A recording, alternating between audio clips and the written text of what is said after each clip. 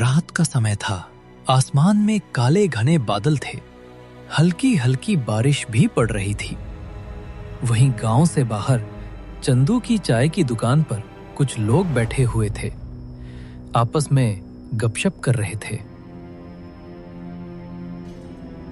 तभी उसमें से बैठा एक व्यक्ति बोला, अरे काका, ऐसी बरसात में कोई कहानी ही सुना दो, अपने जवानी का कोई किस्सा, जिसे सुनकर ये बरसात की रात कट जाए। तभी काका मुस्कुराते हुए बोले, अरे बेटा, इस उम्र में जवानी की कहानी सुनोगे? चलो, तुम लोगों का इतना ही मन है तो तुम लोगों को मैं अपनी एक सच्ची घटना पर आधारित एक डरावनी कहानी सुनाता हूं। ये बात उन दिनों की है जब मेरी उम्र 27 या 28 साल की होगी। तब मैं शहर में सेठ धनीराम के यहाँ काम करता था। सेठ धनीराम स्वभाव का अच्छा आदमी था। सेठ धनीराम मुझको अपने ज्यादा करीब मानता था। वो अक्सर मुझसे अपने पर्सनल काम भी करवाता रहता था। एक दिन सेठ धनीराम की तबीयत अचानक खराब हो गई और उसने मुझे अपने पास बुलाया और बोला, शामू, आज शाम को तुम बिलासपुर गांव चले जाना, वहां कुछ पैसों की वसूली करनी है, तुम वहां से पैसे ले आना। ठीक है मालिक, मैं आज शाम के टाइम को ही बिलासपुर गांव निकल जाऊंगा। और इतना कहकर श्यामू वहां से चला आता है और बिलासपुर जाने के लिए मोटरसाइकिल से निकल देता है।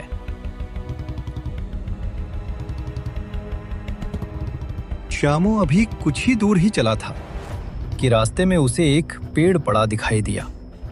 श्यामू मन ही मन सोचने लगा, अब क्या करूं? तभी श्यामू ने देखा कि एक कच्चा रास्ता जंगल से होता हुआ जा रहा है।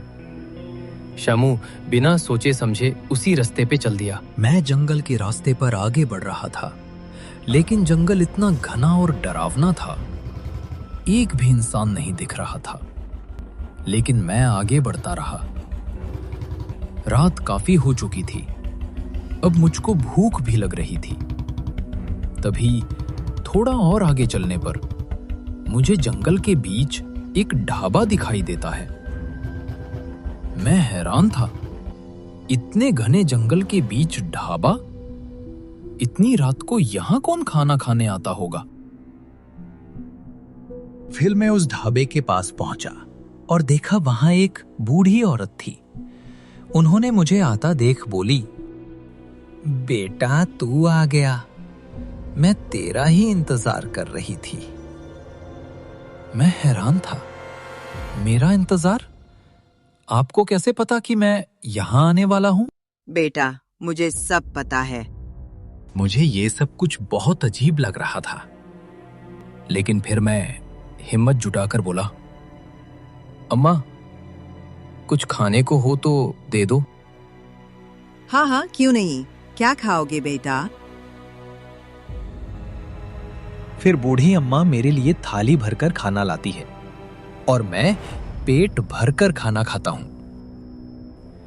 खाना खाने के बाद बूढ़ी अम्मा का शुक्रिया अदा किया। फिर मैंने उस औरत से पूछा, अम्मा, कितने पैसे हो गए?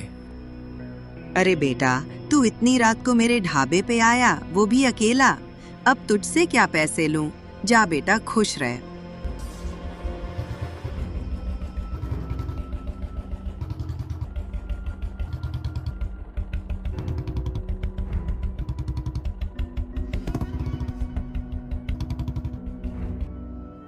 रमेश काका घर के बाहर ही बैठे थे।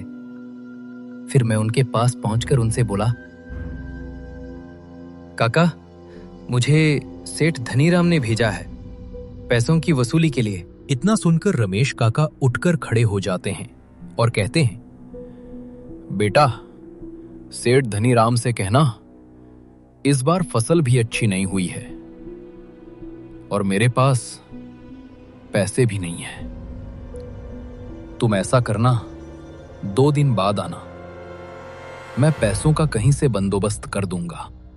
ठीक है काका, फिर मैं 2 दिन बाद आता हूं। इतना कहकर मैं वहां से चला आता हूं। वापस जाने के लिए जंगल के उसी कच्चे रास्ते से गुजरता हूं और जो मैंने देखा, मैं हैरान था। मैंने देखा कि वहां ढाबा गायब था। उनकी जगह पर एक लकड़ी का एक बोर्ड लगा था जिस पर लिखा हुआ था, रात को यहां आना मना है। ये देखकर मैं बहुत घबरा गया और वहां से चला आया।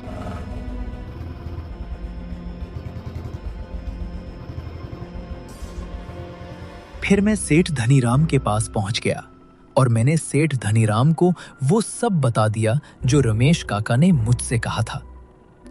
फिर सेठ धनीराम ने कहा, ठीक है श्यामो, तो तुम 2 दिन बाद चले जाना।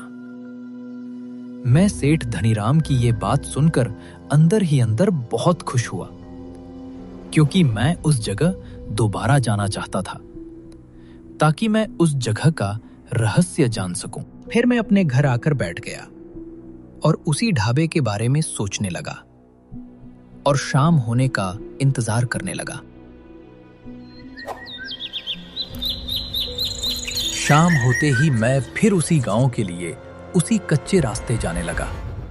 मुझे उस ढाबे को देखना था कि वो वहां है कि नहीं। फिर मैंने जो देखा मैं चौंक गया। ढाबा वही था, लेकिन इस बार वो लकड़ी का बोर्ड गायब था। मैं जैसे ही ढाबे के पास पहुंचा, बूढ़ी अम्मा पहले से ही खाने की थाली लेकर खड़ी थी।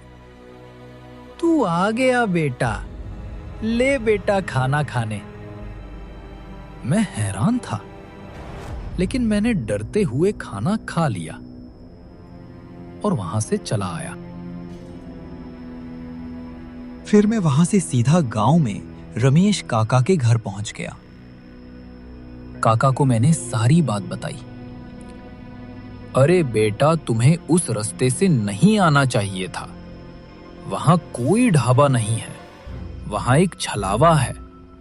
जो तुम्हें दिखाई दे रहा था, अच्छा हुआ जो तुमने मुझे बता दिया, क्योंकि वहां 2 बार जाने पर वो छलावा किसी को कोई नुकसान नहीं पहुंचाता।